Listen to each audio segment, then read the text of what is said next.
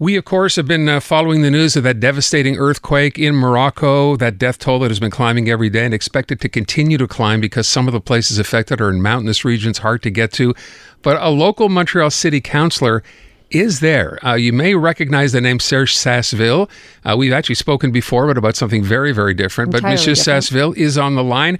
Thank you so much for taking the time today. First question, you were there. Are you okay? Are you safe? Yes, I'm safe. I'm okay, but I'm still shaken 3 days later.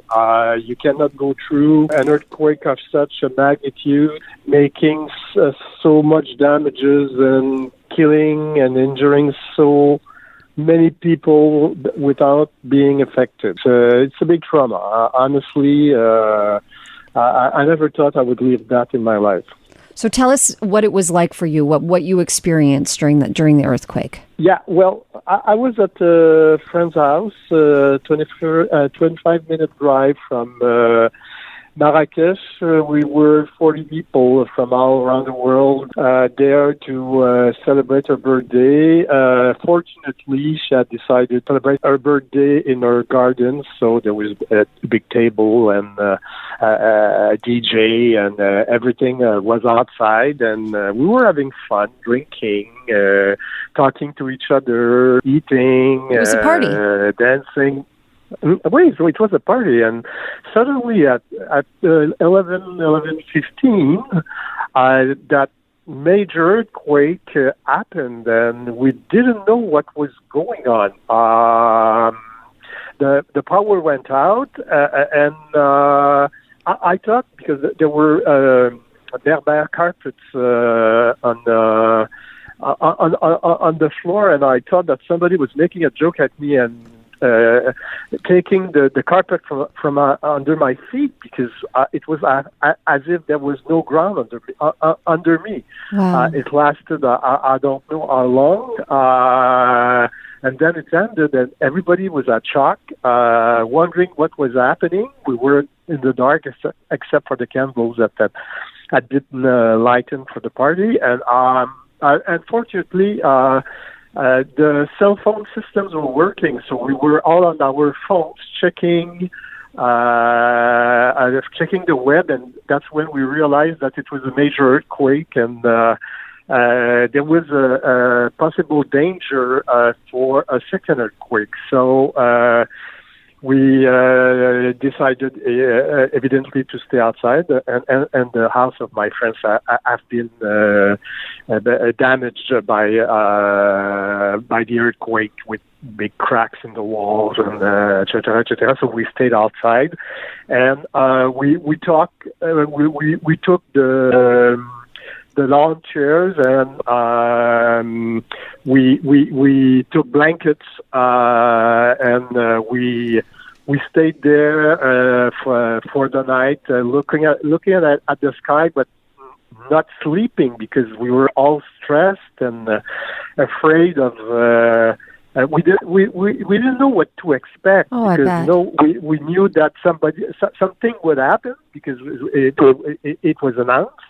But we didn't know if that second earthquake would be bigger than the first one or smaller. As a matter of fact, it was smaller, but we didn't know what it was. Yeah. And then at 4:30 in the morning, we decided, some of us, to go back to downtown Marrakesh. But during the 25-minute drive back to Marrakesh, went through some small villages, and I was very amazed at seeing hundreds of people with blankets and chairs, or just trying to sleep on the sidewalks in parks. And the image I will never forget is the backyard of a school where there was approximately 1,000 people there, that with blankets and chairs, like us, waiting for something that we didn't know what it was. And then we arrived at our hotel, which is a modern hotel in the hotel neighborhood of Marrakesh, and it was as if nothing had happened. Oh, wow.